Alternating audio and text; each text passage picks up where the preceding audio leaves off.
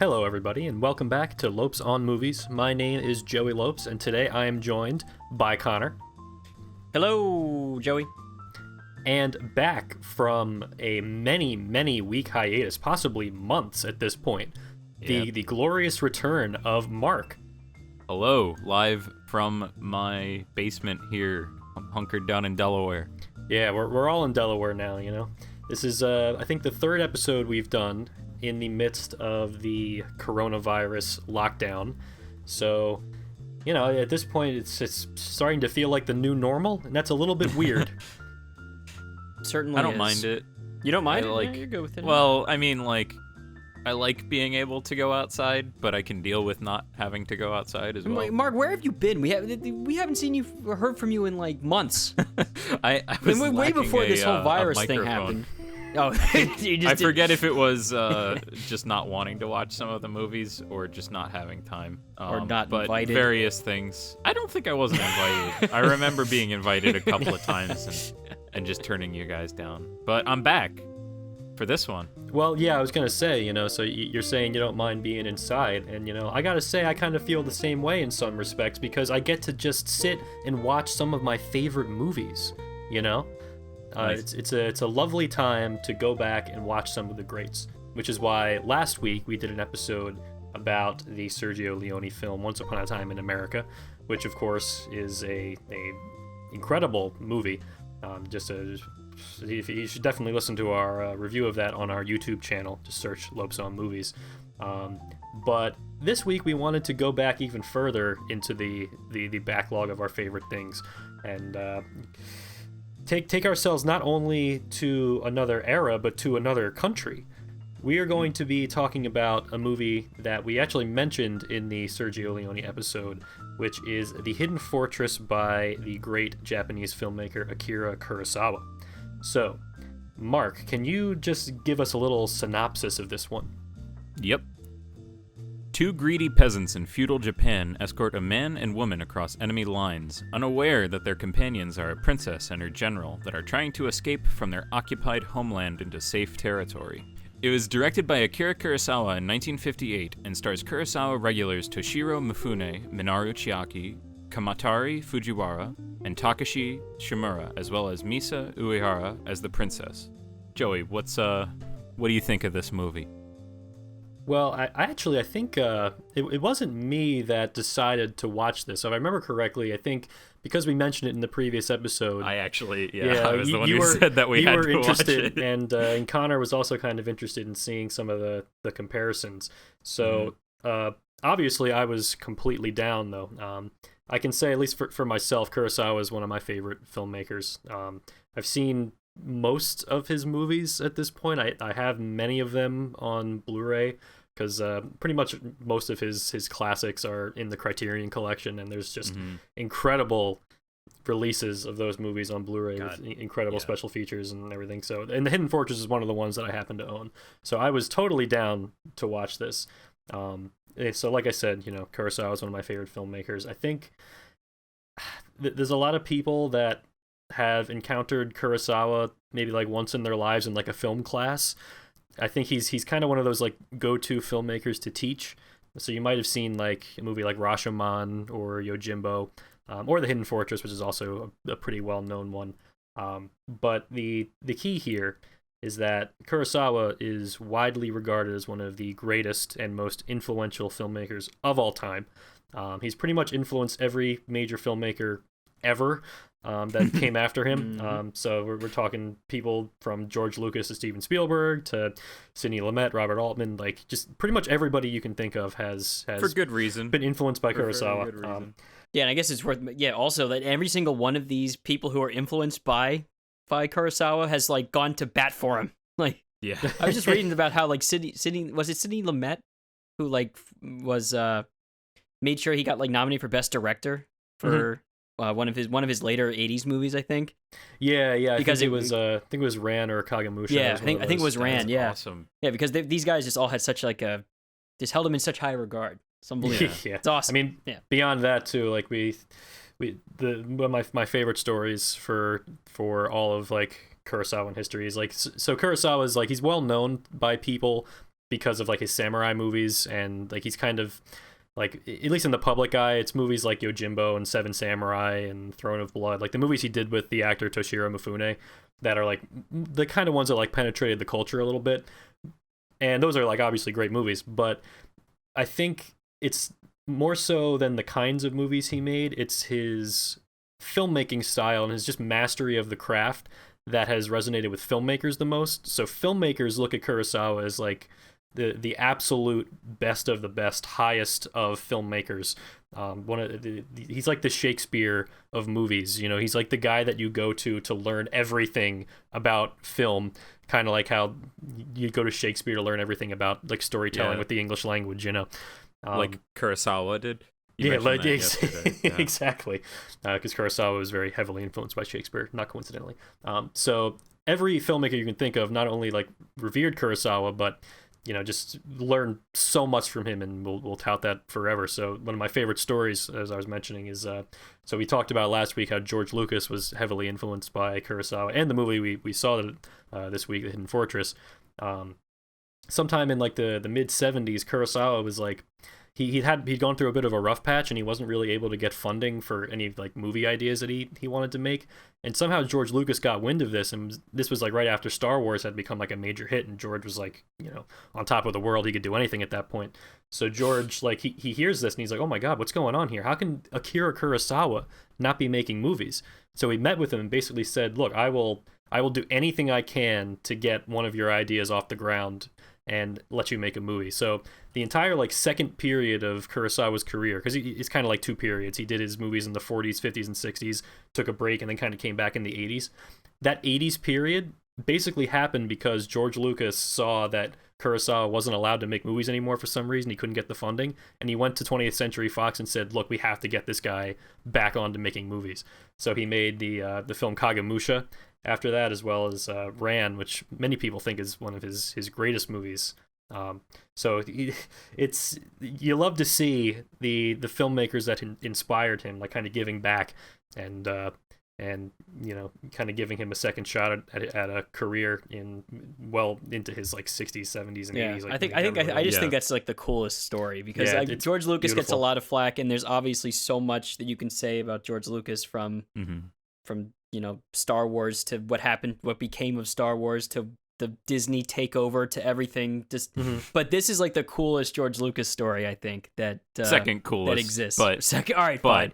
There are more. George might. I'm mildly disappointed you didn't do a George Lucas accent there, but yeah, well, a little void. I don't get it. Why Kurosawa can't make movies? I don't understand. Kurosawa's got to be able to make movies. So I met with him. All right, but that was actually really good. No, it's on point. Yeah, sure. But anyway, so what everybody always does is they talk about the Hidden Fortress almost in the same breath as Star Wars, and almost compare it like apples to apples in just every single way that it's been Star Wars influenced by the Hidden Fortress. But we're gonna try to veer off from that, right? It's been done. Yeah, it's been done, because I think the thing about the Hidden Fortress is that, like you said, whenever it's brought up, it's almost always in tandem with Star Wars. And the fact is, the Hidden Fortress is a pretty interesting and worthy movie on its own merits, without, you know, tying it to, of all things, Star Wars. Yeah. So I would rather talk more about Kurosawa himself and his filmmaking style and some examples of it in the Hidden Fortress than piggybacking off of the, you know, one of the biggest movies of all time. Let's focus on what we're here to talk about, guys. So let's see, where should we start with this? First of all, just because I've seen the Hidden Fortress many times, and I think for both of you guys, this was the first time that you had seen it. And I think for Connor, this is the first Kurosawa movie you've ever seen, and for Mark, really, I think it's well, you've seen a couple. I have seen Seven Samurai, but you have seen Seven Samurai. Okay, yeah. So I've watched a couple before this. Yeah, sure. So for you guys, what was kind of your impression of this, having seen it for the first time? There's something even from just the very first introductory scene that just kind of gets its claws in you and just hooks you. I don't know what it is about. So it opens on our two somewhat schlubby protagonists just crossing like an empty field, But even just a shot as simple as that, just them kind of bantering back and forth, you get a sense of their relationship, and you get this, like, I don't know, there's something just so striking about it, because they're just two lone figures just kind of slowly walking across this barren battlefield, I think. Mm-hmm. And it's also a very wide shot that you see just so much of it. It's almost every shot in this feels like it's all in focus. Like, it's not ever just trying to draw your eye to one thing or another with anything but the composition. It's just like all very wide angles through most of the movie. Yeah, it's really incredible. It's interesting that you mentioned that, because that's one of the hallmarks of Kurosawa's style that I wanted to talk about in this show. So Kurosawa is very, very well known for being one of the greatest filmmakers ever to just make the most out of every shot.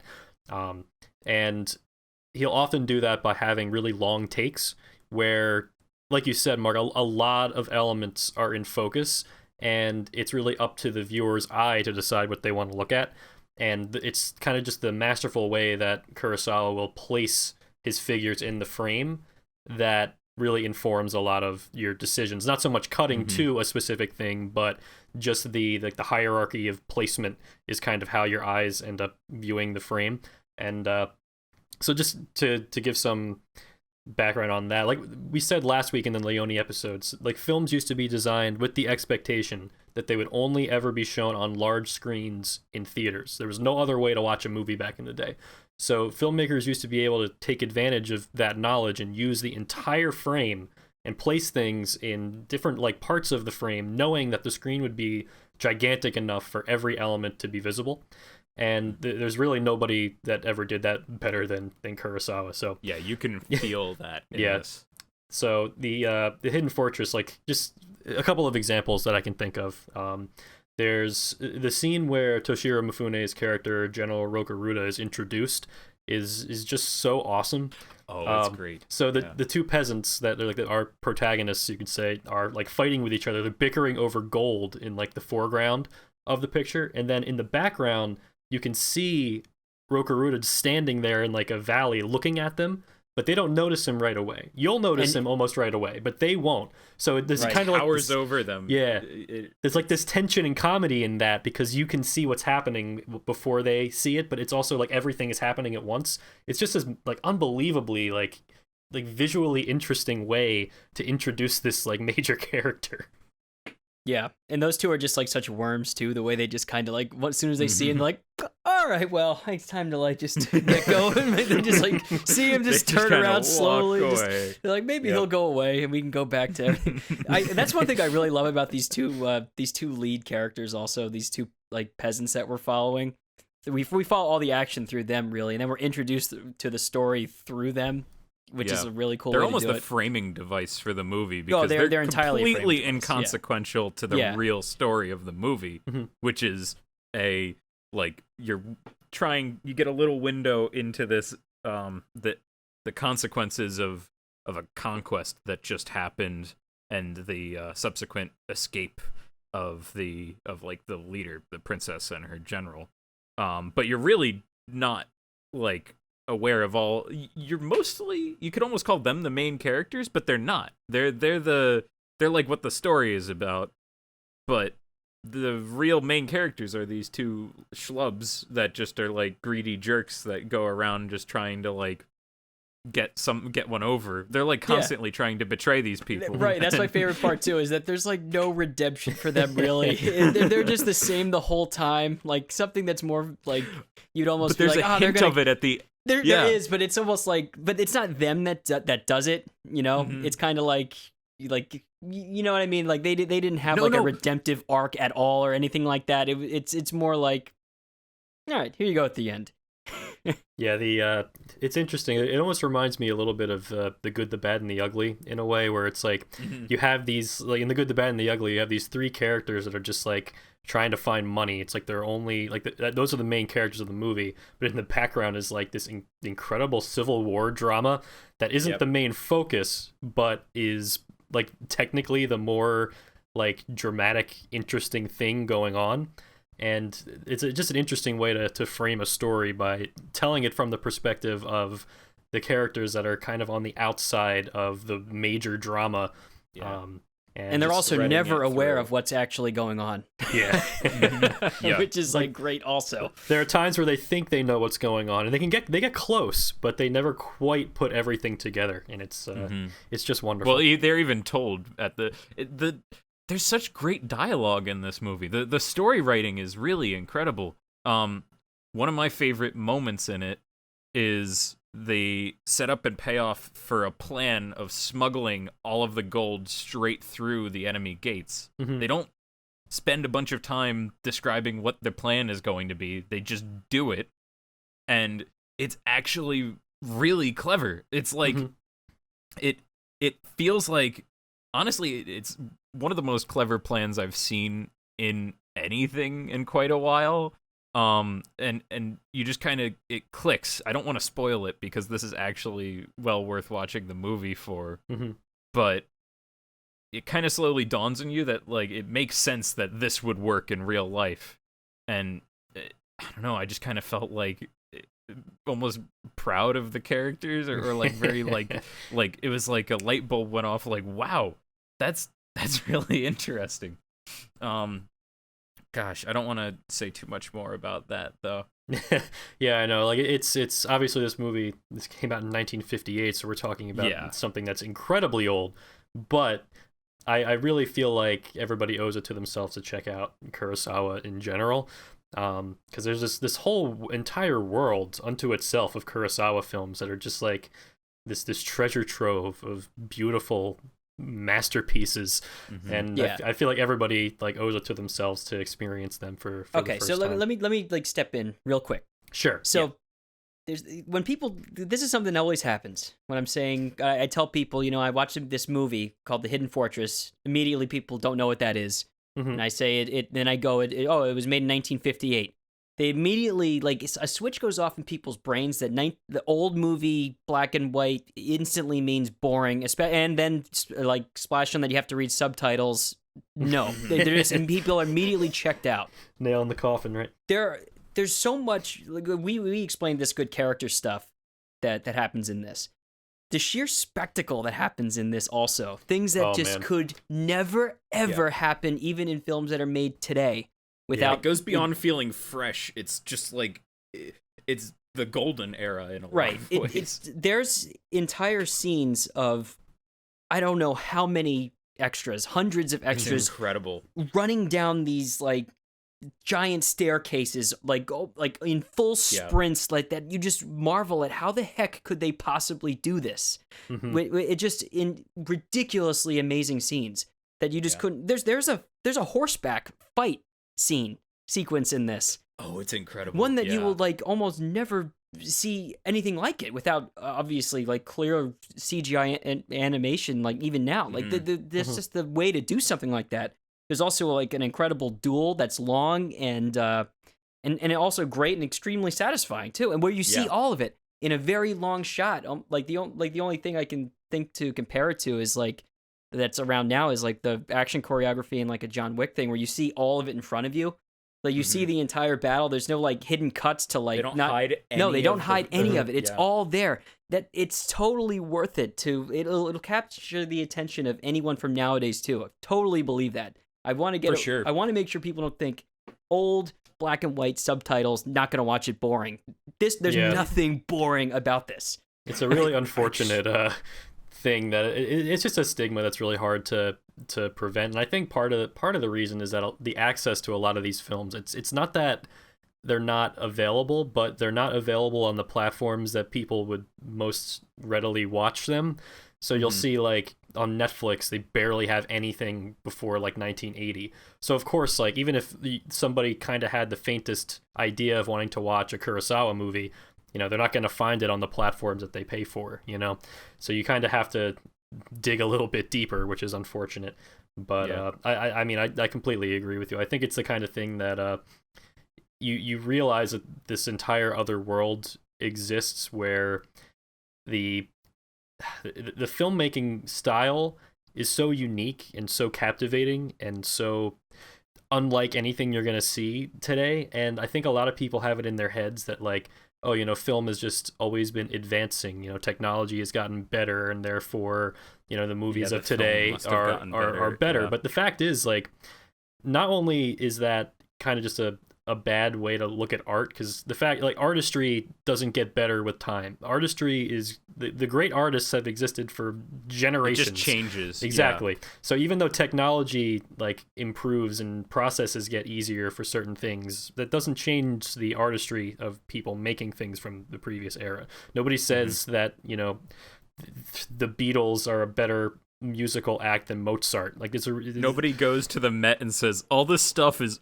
old. Yeah, it's just like it is a weird way to look at art. But even beyond that, there are things that they used to do in movies back then that they would never do today, just because of the fact that it's so inconvenient. Like the massive crowd scenes that crowd Kurosawa scene does. is worth reiterating. Just that that first act prison scene is mind blowing. It's hundreds and hundreds of people in perfect choreography, and the shots make use of that too. There's like. I mentioned this to you before, Joey. There's a shot of the two characters just barely like passing each other, and one marches all the way up the stairs, and it's just him desperately looking backwards, hopping with everybody else, every single other person back to the camera. So he's just like a spotlight in the middle of the frame. It's incredible. Yeah, it almost like it strains belief that they could be capable of doing something like that in 1958, and yet not only were they capable of doing it, but they don't do stuff like that anymore. No, because nowadays they would look at that and say, it's too expensive to get that many extras, it's too complicated to shoot on location, we'll just do things on a green screen and put in a bunch of CGI extras and shoot it from far away so it doesn't look that bad. But like, that's not what happens here. Like, every single element that you see on screen, you can be confident that you're looking at something that they had to film. Like, it had to actually be done practically, and it's absolutely incredible.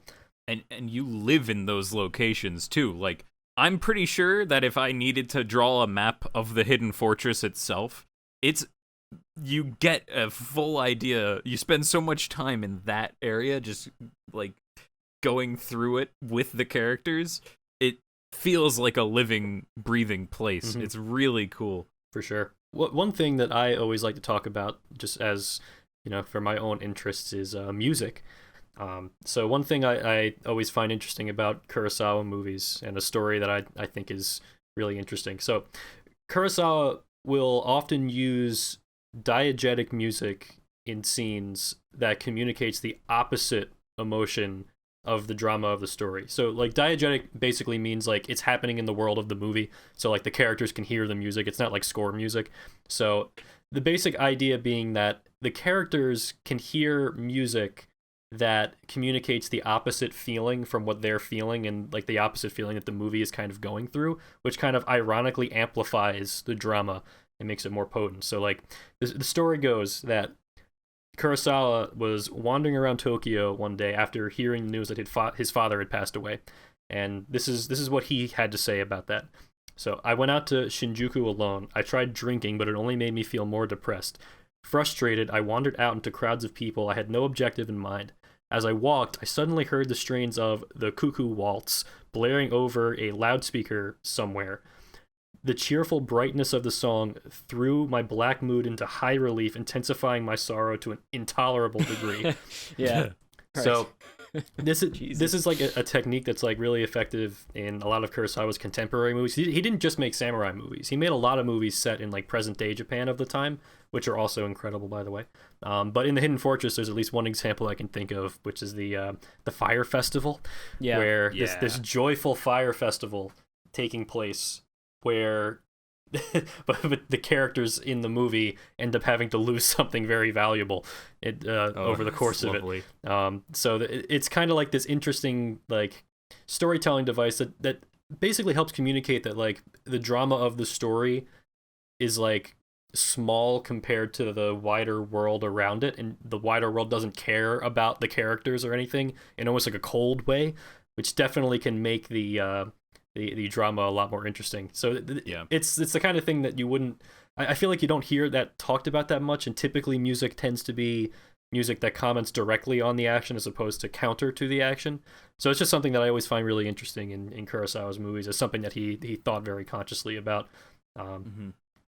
So that's a big favorite of mine. Yeah, I love that too. It's great. Yeah, Kurosawa would do a lot of weird things with music. It's actually similar to what Sergio Leone would later do with Morricone's scores. But there's also like times where Kurosawa will straight up like use Mickey Mousing, which if you don't know what that is, that's when the music like directly, like, and I mean like literally directly. It's a sound effect. It's like a sound effect for the like what the characters are doing. So they call it Mickey Mousing because it's something you hear a lot in cartoons where like, you know, a character walking down the steps, it'll be like dun dun dun dun, right. Or they for walk each step. into a rake and it goes boing boing. Yeah, right, exactly. So sometimes like Kurosawa will literally have music that does that, which is sometimes like seen as kind of a bad technique to do because it's unrealistic and like goofy, but he does it anyway, and it ends up just kind of giving some more personality to a lot of his moments. The movies are such larger than life stories to begin with of all these like crazy honorable characters and shyster bad guys and stuff. I don't know, it works. You're writing myth in this sort of thing. Yeah, I don't exactly. mind any of that kind of stuff. Exactly.